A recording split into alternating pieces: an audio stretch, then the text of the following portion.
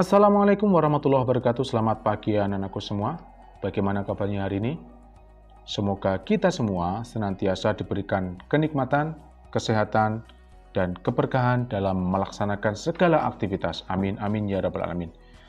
Baiklah anak-anakku semua, pada pertemuan sebelumnya kita telah membahas tentang riwayat hidup Sunan Gresik atau Maulana Malik Ibrahim beserta perjuangannya menyebarkan agama Islam di tanah Jawa. Pada pertemuan kali ini kita akan membahas tentang riwayat hidup salah seorang wali songo, yaitu Raden Rahmat atau lebih familiar disebut dengan Sunan Ampel.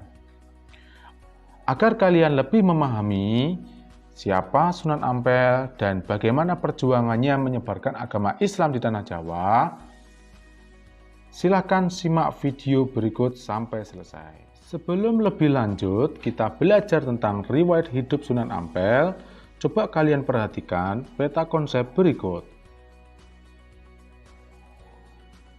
Nah, selanjutnya mari kita belajar bersama-sama dengan membaca. Yang pertama, biografi Sunan Ampel. Sunan Ampel dikenal dengan Raden Rahmat. Nama aslinya Sayyid Ali Rahmatullah.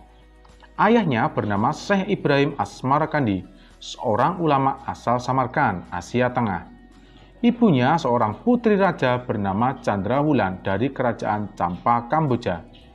Sedangkan silsilah keturunannya bersambung sampai Rasulullah SAW, yaitu melalui jalur Husain bin Ali bin Abi Thalib dan Fatimah Az-Zahra binti Rasulullah SAW.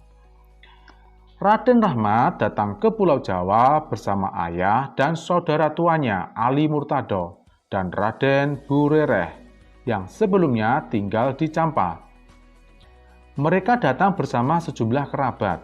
Kedatangannya ke Pulau Jawa diperkirakan pada tahun 1440 Masehi atas undangan Prabu Sri Kertawiraja atau Raja Kerajaan Majapahit untuk memperbaiki perilaku masyarakat Majapahit yang konon saat itu mengalami kemunduran dan kemerosotan moral. Kedatangan rombongan ke Majapahit juga dikarenakan adanya hubungan keluarga antara ibunya dan istri Sri Prabu Kertawijaya, yaitu Dewi Darawati yang berasal dari Campa. Setelah beberapa lama, Raden Rahmat menikah dengan Nyai Ageng Manila, putri Temanggung Arya Teja, Bupati Tuban yang juga cucu Arya Lembusura, Raja Surabaya yang Muslim. Nah, dari pernikahannya lahir anak dan cucu yang menjadi generasi penerus dakwahnya dalam menyebarkan Islam. Begitu pula hubungan kekerabatannya dengan penguasa Surabaya, Arya Lembusura. Pada gilirannya membawa Raden Rahmat menjadi Bupati penguasa Surabaya. Kedudukan ini memberikan peluang baginya melakukan penyebaran Islam secara leluasa dan merintis pembangunan kota Surabaya. Nah, kondisi ini didukung pula dengan keberadaan Raja Majapahit, Sri Prabu Kertawijaya sebagai Maharaja Majapahit yang menaruh perhatian besar dengan perkembangan agama Islam. Dalam perjalanan dakwahnya, Sunan Ampel membangun masjid dan pesantren, juga menjadikannya sebagai pusat pengkaderan mubalik yang disebar ke daerah lain di Pulau Jawa. Nah, gelar Sunan atau Susuhunan yang diperuntukkan pada Raden Rahmat diberikan karena kedudukannya sebagai raja atau bupati di Surabaya dan sebagai guru suci di Duku Ampel yang memiliki kewenangan melakukan baiat bagi para santrinya. Sunan Ampel wafat pada tahun 1481 Masehi di Demak dan dimakamkan di samping Masjid Ampel, Kota Surabaya. Selanjutnya, mari kita belajar tentang peran Sunan Ampel dalam perkembangan Islam di Indonesia, khususnya di daerah Jawa. Dalam melakukan dakwah Islam di daerah Jawa, Sunan Ampel punya peran penting dalam pengembangan syiar Islam. Adapun bentuk peran penting Sunan Ampel yang pertama membentuk jaringan kekerabatan dalam menyebarkan Islam. Dalam mengembangkan agama Islam, Sunan Ampel punya peran penting dalam membentuk jaringan kekerabatan melalui perkawinan para penyebar Islam dengan putri-putri penguasa bawahan Majapahit. Nah, strategi inilah yang menjadikan Islam lambat laun semakin kuat dan mendapatkan dukungan para penguasa. Sebagaimana Rasulullah SAW menguatkan Islam lewat pernikahannya dengan istri-istri beliau yang berlatar belakang dari berbagai suku dan agama. Nah, di antara penyiar Islam yang punya hubungan kekerabatan dengan penguasa Majapahit, di antaranya Raden Rahmat menikahkan Raden Usen dengan Putri Arya Baribin, Adipati Madura. Raden Usen adalah seorang mubalik asal Rusia Selatan dengan Samarkand yang cukup lama ditugaskan sebagai imam dan mengislamkan masyarakat Sumeneb, Madura. Kemudian Syekh Waliul Islam menikah dengan Putri Retno Sambodi, anak penguasa Pasuruan, Lembu Miroda atau dikenal dengan Mbah Gunung Bromo. Yang kemudian Syekh Maulana Gharib dinikahkan dengan Niken Sundari, putri Patih Majapahit bernama Mahodara. Putri Sunan Ampel, adik Mas Murtosiah dinikahkan dengan santrinya Raden Paku atau dikenal dengan Sunan Giri. Begitu pula putrinya Mas Murtosimah dinikahkan dengan Raden Patah yang menjadi Adipati Demak. Hubungan dan jaringan kekeluargaan antar penguasa dan penyebar Islam menjadikan agama Islam cepat meluas di berbagai daerah melalui peran Wali Songo. Selanjutnya, adapun peran Sunan Ampel dalam perkembangan Islam khususnya di Tanah Jawa yang kedua adalah melakukan perubahan menuju tradisi bernilai keislaman. Masyarakat pesisir utara Jawa adalah masyarakat yang hidup dalam tradisi dan budaya yang turun-temurun. Dalam dakwahnya, Sunan Ampel membawa ajaran Islam yang disampaikan dengan cara-cara damai, moderat, toleran, dan menyesuaikan tradisi masyarakat yang telah ada sebelumnya mengandung nilai-nilai Islam.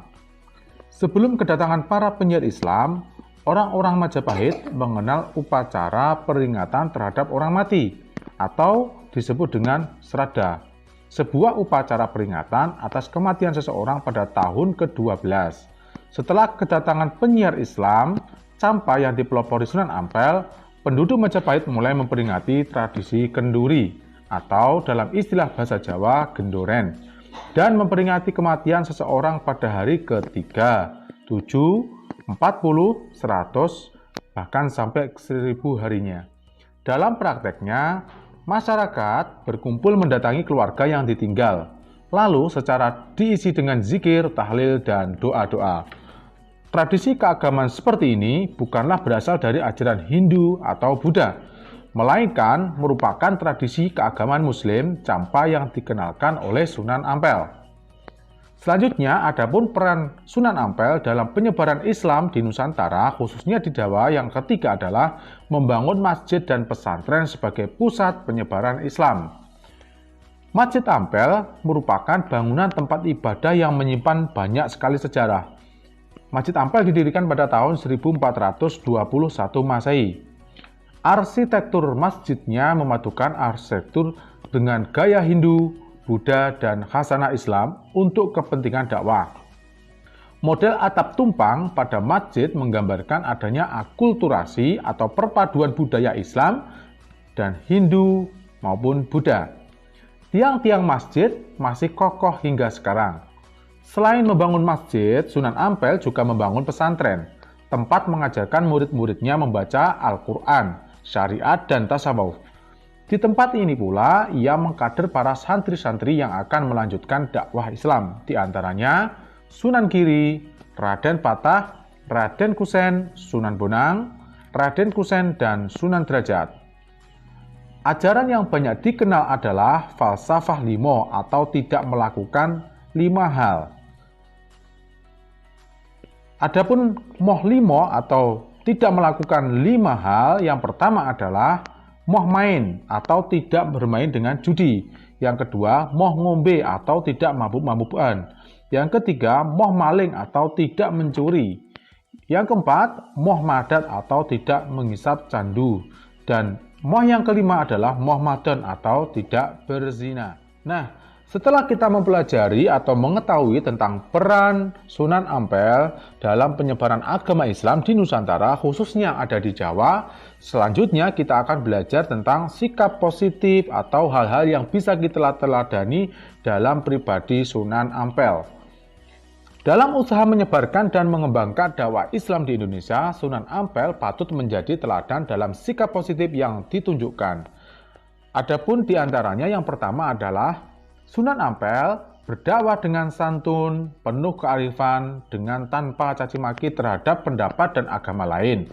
Kisah teladan menarik ketika Sunan Ampel mengajak Prabu Brawijaya atau Sri Prabu Kertawijaya, yaitu Raja Kerajaan Majapahit, memeluk Islam. Meskipun akhirnya tidak memeluk agama Islam, namun ia terkesan dengan ajaran agama Islam sebagai ajaran budi pekerti yang mulia. Yang kedua, toleran dan selalu menjalin hubungan baik dengan semua kalangan. Menghadapi kebudayaan Jawa dan Nusantara yang sudah ada saat itu dan sangat tua, yang masih kental dengan tradisi Hindu, Buddha, dan agama Kapitayan atau agama asli nenek moyang orang-orang Nusantara. Sunan Ampel secara perlahan melakukan perubahan tradisi tersebut dengan menggelar kegiatan-kegiatan yang bernilai Islami. Yang ketiga, sosok pemimpin yang merangkul tanpa memandang kasta dan jabatan. Sosok Raden Rahmat atau Sunan Ampel bukan hanya memimpin agama, tetapi juga raja atau bupati di Surabaya. Dua kepemimpinan yang disandangnya membuatnya bergaul dengan siapa saja dan dari kalangan apa saja.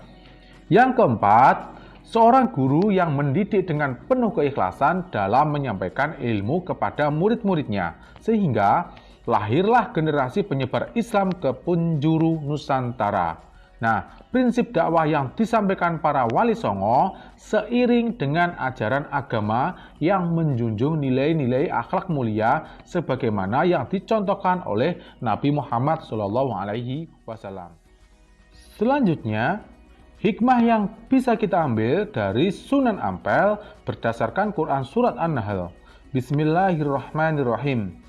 Ud'u ila sabili rabbika bil hikmati wal mau'izatil hasanah, yang artinya serulah manusia kepada jalan Tuhanmu dengan hikmah atau perkataan yang tegas dan benar, dan pelajaran yang baik, dan bantahlah mereka dengan cara yang baik.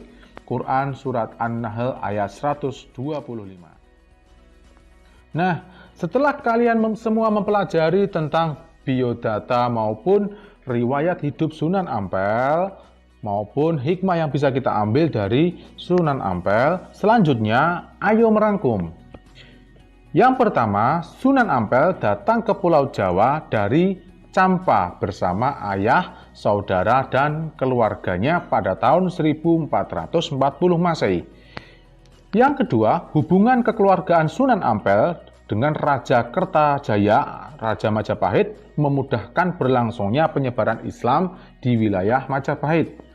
Yang ketiga, kedatangan Sunan Ampel ke Pulau Jawa punya peran penting dalam pengembangan Islam di Indonesia, yaitu membentuk jaringan kekerabatan dalam menyebarkan dakwah Islam. Yang kedua, menyebarkan dakwah Islam dengan santun dan toleran. Yang ketiga, melakukan perubahan tradisi menuju nilai-nilai keislaman. Yang terakhir, mendidik kader ulama dalam menyiarkan Islam melalui. Nah, demikian tadi riwayat hidup Sunan Ampel beserta perjuangannya menyebarkan agama Islam khususnya di Tanah Jawa. Jika kalian sedang berkunjung ke kota Surabaya, tidak ada salahnya kalian coba mampir ke wilayah makam Sunan Ampel. Di sana kalian akan bisa menjumpai Masjid Agung Sunan Ampel. Nah, semoga kita semua dapat mengambil hikmah dari perjuangan Sunan Ampel dalam menyebarkan agama Islam. Nah, cukup sekian, ada kurang lebihnya mohon maaf. Akhirul kalam, wassalamualaikum warahmatullahi wabarakatuh.